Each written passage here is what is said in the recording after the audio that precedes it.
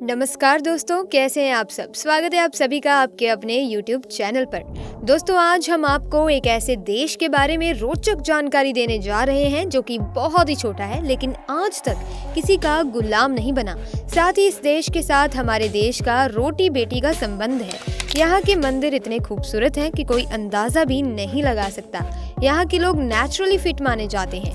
आपको बता दूं कि यहाँ का खाना खाने के बाद इंसान यहाँ की यादों में खो जाता है।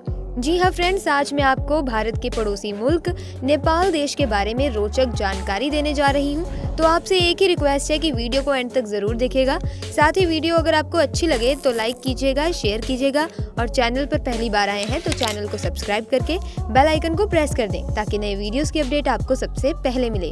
दोस्तों, सबसे पहले तो मैं आपको बता दूं कि नेपाल शब्द के बारे में माना जाता है कि ये दो शब्दों ने और पा से मिलकर बना है।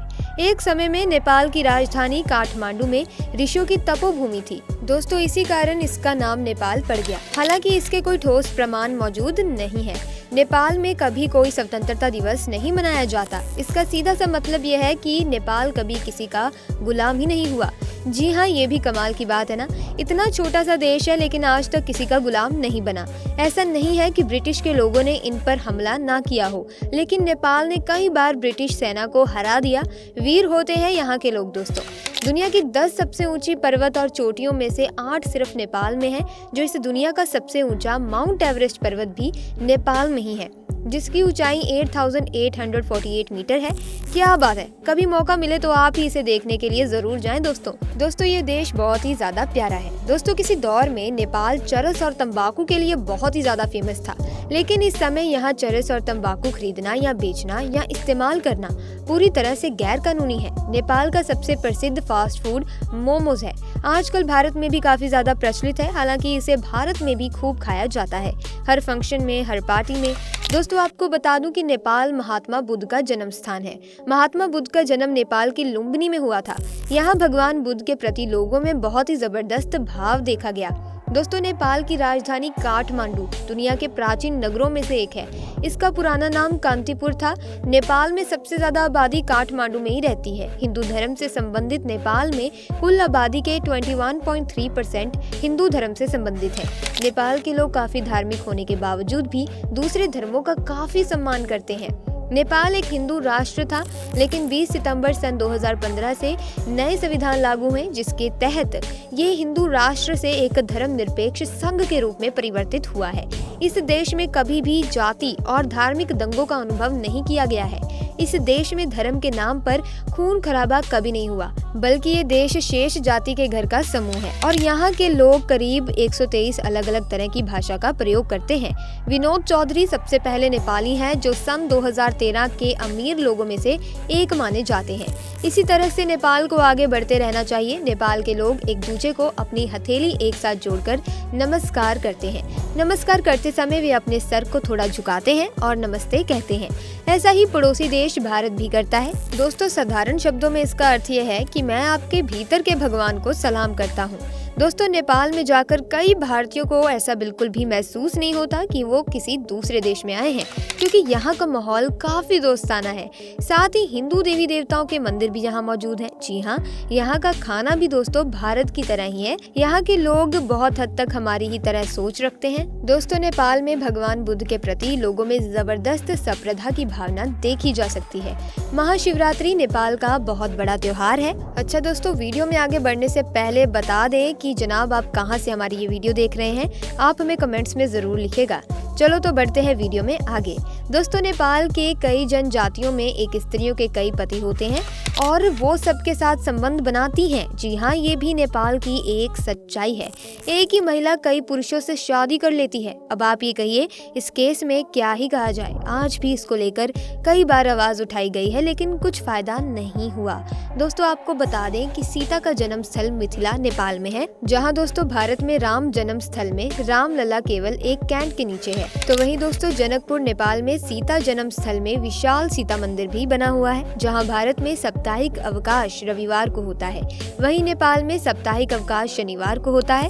25 अप्रैल सन 2015 को नेपाल में भूकंप के बाद काठमांडू शहर के कुछ हिस्से लगभग 3 फीट तक उठ गए थे, जिससे शहर में इमारतों को काफी गंभीर नुकसान पहुंचा था। दोस्तों, इस भूकंप में लगभग 9,000 लोग मारे गए और 21,000 से ज्यादा लोग घायल हुए थे। नेपाल में 90% अरेंज मैरिज की जाती है और दुल्हा दुल्हन आमतौर पर शादी के दिन से पहले एक दूसरे को नहीं मिलते, या फिर कह सकते हैं कि नहीं देखते। भारतीयों को नेपाल जाने के लिए किसी भी चीज की जरूरत नहीं होती, उन्हें वहां जाने के लिए आधार कार्ड की फोटो की जरूरत होती है।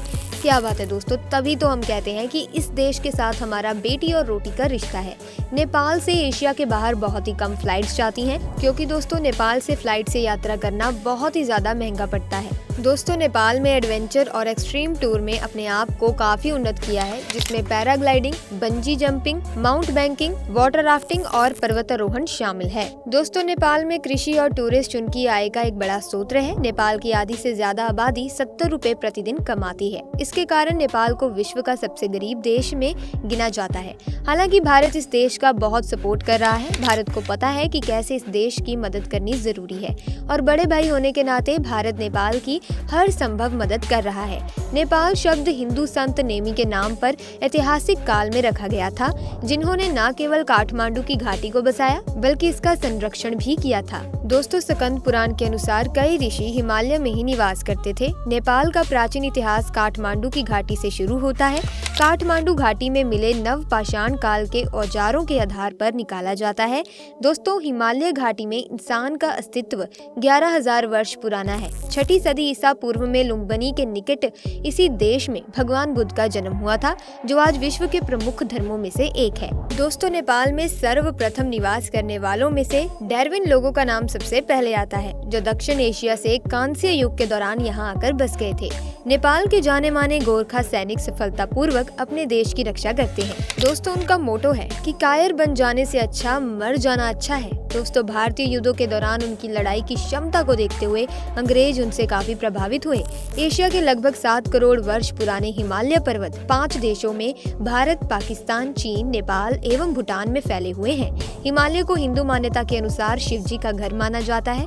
एशिया महाद्वीप की 5 प्रमुख नदियों में गंगा, ब्रह्मपुत्र, यांगची, सिंधु नदी सभी का उद्गम स्थल हिमालय ही है। इसीलिए हिमालय बर्फ में विश्व का तीसरा बड़ा स्थान है। दोस्तों, जहां लगभग 15,000 ग्लेशियर है, जो अपने आप में 3,000 क्यूबिक मील पानी में समाये हुए हैं। 5,000 ईस्वी पूर्व अनेकों गणराज्य अस्तित्व में आए और 250 ईस्वी पूर्व नेपाल के दक्षिण इलाके मौर्य साम्राज्य के अधीन आए। इसके बाद दोस्तों, गुप्त राज्य ने भी कुछ समय शासन किया। 12वीं सदी में मल्ला राजा शक्ति में आए और उन्होंने 200 वर्ष तक शासन किया।